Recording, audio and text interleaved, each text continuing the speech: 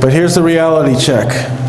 For all those costs, investor behavior is still the biggest cost for many investors and the reason for poor portfolio performance. Which brings us to our next topic, is relentless discipline, our behavior. We want to avoid costly behavior. I want to throw in this caveat. When I talk about discipline, it's in prudent, broadly diversified portfolios with thousands of holdings all around the world.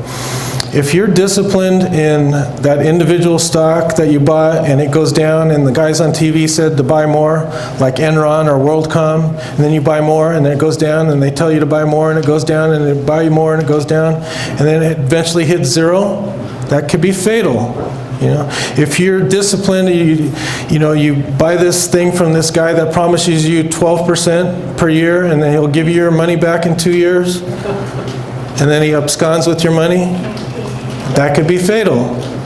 So what I'm talking about is discipline in prudent, broadly diversified portfolios. So I'm going to take an insight to the investor's mind today. We have an additional challenge. It's our behavior. Now, it's not that some people have willpower and some people don't. It's that some people are ready to change and some people aren't.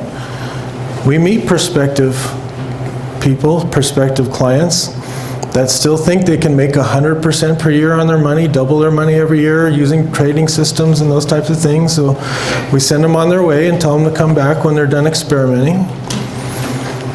Some people think they can time the market. Some people think they can outsmart everybody else. There's a lot of hubris going on. They think they can use current information to pick stocks going forward when they don't realize it's only future information that changes prices going forward. They think there's some guru out there that can reliably forecast and tell them what to do. There's got to be somebody out there that knows the future. Well, if there was, good luck finding him. I haven't seen one yet. Or they believe themselves they can forecast or predict what's going to happen. This was a quote from Benjamin Graham. He wrote the book, The Intelligent Investor. It's a really good book. The investor's chief problem and even his worst enemy is likely to be himself. I'm going to show you some studies and some videos from Dan Ariely today. He's a professor at Duke University. He studies psychology and behavioral economics. And a lot of the stuff he teaches applies directly to investing. Some of you have seen these videos before. It's a great review. If you haven't seen them, you'll see why they're so important. The first one is I'm going to show you is about our intuition. A lot of investors say, I use intuition to tell me when to get in and out of the market. It worked for me before. I knew that market was going down and I got out and I missed that. Well, did you get back in? Well, no, I didn't get back in. Well, it's higher now. So your intuition can fool you. So I want to tell you a little bit about irrational behavior, and I want to start by giving you some examples of visual illusion as a metaphor for rationality. So think about these two tables, and you must have seen this illusion. If I ask you what's longer, the vertical line on the table on the left or the horizontal line on the table on the right, which one seems longer? Can anybody see anything but the left one being longer? No, right? It's impossible.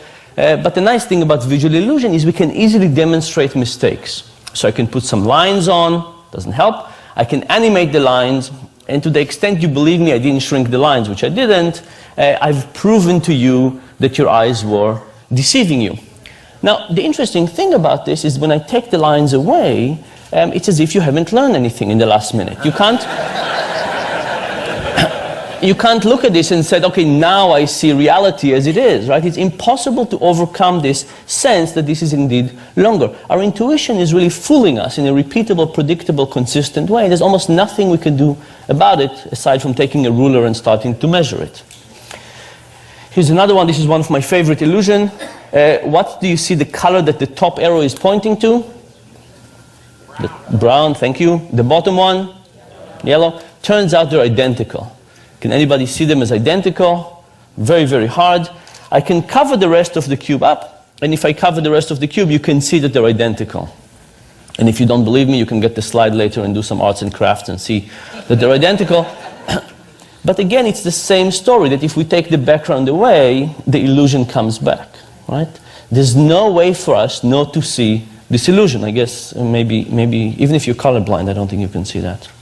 So what is the point, and why did I show you some illusion? Is I want you to think about illusion as a metaphor. You know, vision is one of the best things we do. We have a huge part of our brain dedicated to vision, bigger than dedicated to anything else. We do more vision, more hours of the day than we do anything else.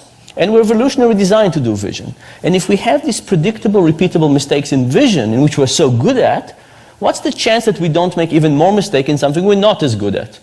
For example, financial decision making. Something we don't have an evolutionary reason to do, we don't have a specialized part of the brain, and we don't do that many hours of the day. And the argument is that on those cases, it might be the issue that we actually make many more decisions, and worse, not have an easy way to see them. Because in visual illusions, we could easily demonstrate the mistakes. In cognitive illusion, it's much, much harder to demonstrate to people the mistakes. Yeah, much, much harder with cognitive illusion. So seeing it does not solve the problem.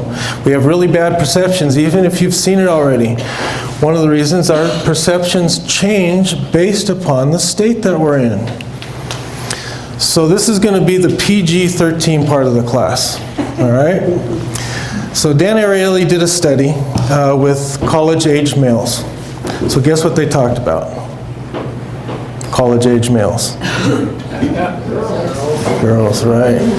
So he asked them, he gave them a questionnaire. He says, will you engage in unsafe, kinky, or morally questionable sexual behavior? And he asked them a range of sexual questions, you know, stuff that you and I would probably never even consider or think of.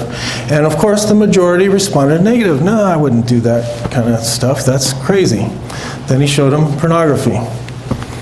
Once aroused, they got aroused. We're talking college-age males, right? Same questions. They got in a hot state. Once they got in a hot state, they were twice as likely to say yes to those questions. So what does sex and investing have in common? Whether you're a man or a woman or investor, you will be seduced. And if you put yourself in those situations, it gets even worse.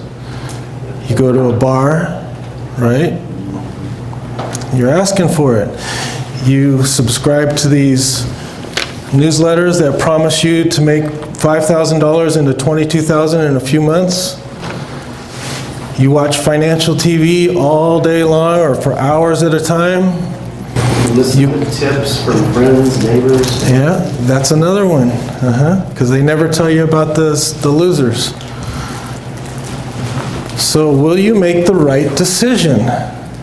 Will you make the right decision? Where's the family tonight?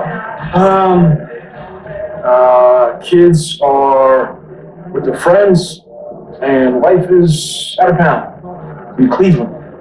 What's in Cleveland? She's following her dreams. No one's dreams are in Cleveland. It's Cleveland, and then Boston, and New York, Trenton, Philly. She's on tour with her band. Her band. She's in a band. She's on tour with her band. Yeah. I knew something was up. Nothing's up. Come on, Jack. I see you every day. You have that look a man gets when something breaks and he can't fix it.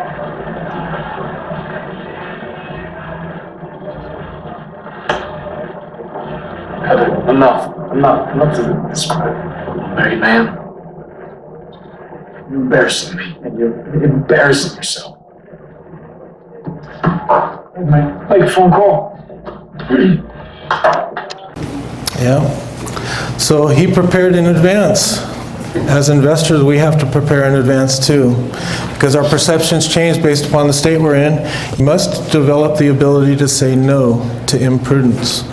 In a cold state, it's easy to say, I'm going to exercise, I'm going to diet, I'm going to invest and diversify and stay disciplined, right?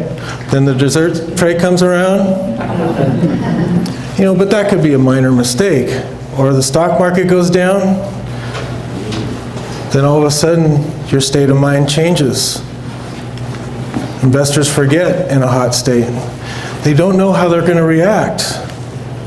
And the sad thing is they don't know that they don't know until you've been through it. Now, a lot of you in this room have been with us for a long time. You've been through the ups and downs. You know how you're going to react. But some people don't. We've had clients come aboard, and 6 months later, they're gone. Because their first period was down, and it happened maybe 3 or 4 times in 15 years. But it's happened. First period is down. They get in, it's down. I know it's going to go down further. Oh, maybe not. Let us rebalance, stay disciplined, stay diversified, but they cause themselves permanent losses. Permanent losses. And their intentions were good at the beginning. We're poor judges of our own behavior in advance. So we become different people when we're in a hot state. So this video I'm going to show you, you're going to see the dad in there. I want you to pretend that's either me or Scott, so the dad. The boyfriend, I want you to pretend that's the investor. And the boyfriend has a pre-agreed agreement with the dad. Right? And then you guys, as investors, have a pre-agreed agreement with us called the investment policy statement. And then let's see how that works when the boyfriend gets in a hot state. When emotions take over, we become different people. And in fact, we become so different that it's hard for us to recognize ourselves and realize what we could be doing in this other state. So for example, you could make all the promises in the world to behave well, to have safe sex, not to violate some pre-agreed arrangement. But when the moment comes and temptation kicks in and we become different people, all of those noble thoughts would vanish. And we would be left a different person with different ideas, different motivations, and very different behaviors. Imagine a boy taking his girlfriend for a date and promising the father that he'll be a good boy. Now, this teenager might have all the right intention in the world to behave this way. But what happens when passion ignites, when arousals take over, when he becomes very emotional? At that point, he becomes a very different person and might behave according to very different standards and norms, creating a situation that he might regret later. This will be a different teenager. In fact, he will not be the teenager that makes the promises. There will be 2 different people that don't really recognize each other. And that emotional teenager might go ahead and behave in a way that are very incongruent with what they hoped they would behave earlier on. Yeah. So sometimes, we have to, we don't get that way with investors, but,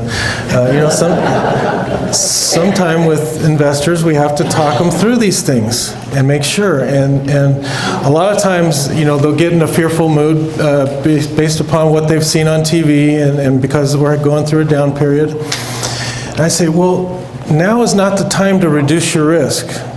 Now is not the time to sell out of the market. Let's wait until we get a rebound, whether it's 6 months, a year, a year and a half, 2 years, I don't know what it'll take, but let's wait. And then we get the rebound, I call them back up, okay, ready to reduce your risk now? Oh no, let's just leave it the way it is. They were in a hot state.